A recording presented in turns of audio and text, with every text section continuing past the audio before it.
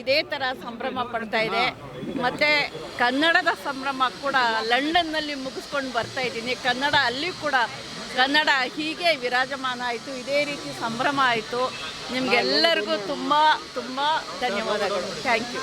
ಎಷ್ಟು ಹಿರಿಮೆ ಅಂತ ಅದು ಅದ್ಭುತ ಅನುಭವ ಕಣ್ರಿ, ಅದನ್ನ ಹೇಳೋದಕ್ಕೂ ಕೂಡ ಸಾಧ್ಯ ಆಗೋದಿಲ್ಲ. ಅದು ತುಂಬ ಅಭಿಮಾನಪೂರ್ವಕಕ್ಕೆ ನನಗೆ ಏನು ಅಂತ ಹೇಳಿದ್ರೆ, ನಾನು ಒಂಟಿಯಾಗಿರಲಿಲ್ಲ, ನನ್ನ ಕುಟುಂಬದ 7-8 ಸದಸ್ಯರು ನನ್ನ ಜೊತೆ ಇದ್ದರು.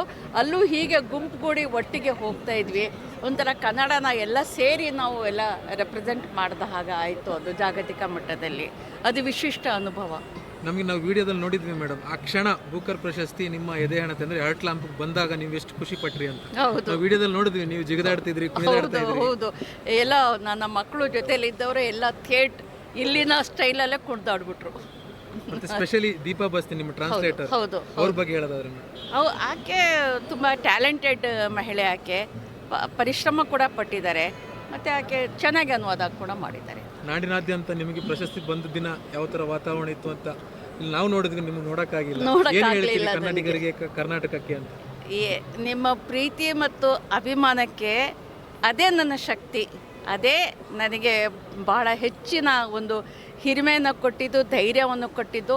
ಮತ್ತು ಆ ಮೂಲಕ ನಾನು ಮೊದಲು ಸ್ವಲ್ಪ ಹೆಸಿಟೆಂಟ್ ಆಗಿದ್ದೆ, ಅಂದರೆ ನಾನು ಮೊದಲು ಸ್ವಲ್ಪ ಅಧೈರ್ಯದಿಂದ ಕೂಡಿದ್ದೆ. ಆದರೆ ಇಷ್ಟೆಲ್ಲ ಕನ್ನಡಿಗರು ಇಷ್ಟೊಂದು ಆಸೆ ಪಡ್ತಿರ್ಬೇಕಾದ್ರೆ, ಇಷ್ಟೆಲ್ಲ ಬಯಸ್ತಾ ಇರಬೇಕಾದ್ರೆ ಅದನ್ನು ಪಡೀಲೇಬೇಕು ಅನ್ನುವಂಥ ಒಂದು ದೃಢ ನಿಶ್ಚಯ ಕೂಡ ನನ್ನದಾಯಿತು. ಅದು ಆಯಿತು ಕೂಡ. ದಟ್ ಇಸ್ ನಿಮ್ಮಿಂದ ಕರ್ನಾಟಕ ಸಾಹಿತ್ಯ ಇದೀಗ ಮತ್ತೊಂದು ಸ್ತರಕ್ಕೆ ತೆರಗಡೆ ಹೊಂದಿರುವಂಥದ್ದು. ಇಲ್ಲ ಸಾಹಿತ್ಯ, ಕನ್ನಡ ಸಾಹಿತ್ಯನೇ ತಾಯಿ ಬೇರು. ನಾನು ಅದರ ಒಂದು ಟೊಂಗೆ, ಒಂದು ಹೂವು ಅಷ್ಟೇ.